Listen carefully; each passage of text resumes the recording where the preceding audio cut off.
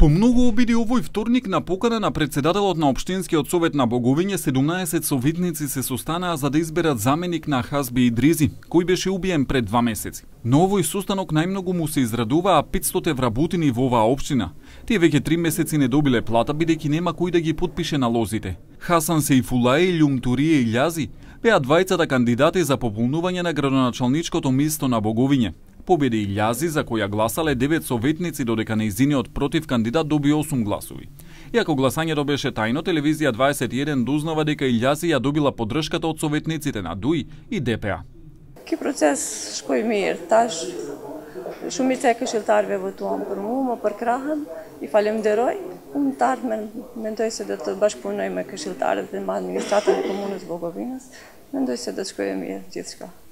Независниот советник Бујар Мисими рече дека цело време имало закани и притисоци за кого да гласаат.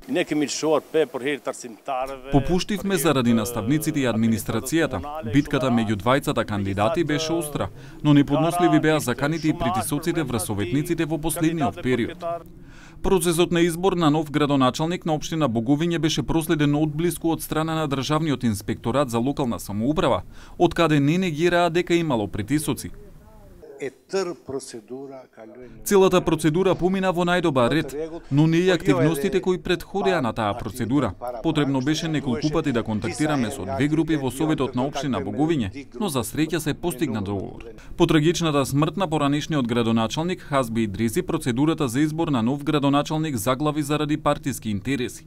Двете најголеми групи во Советот на ДУИ и ДРДПА цели 3 месеци не можеа да најдат заеднички јазик.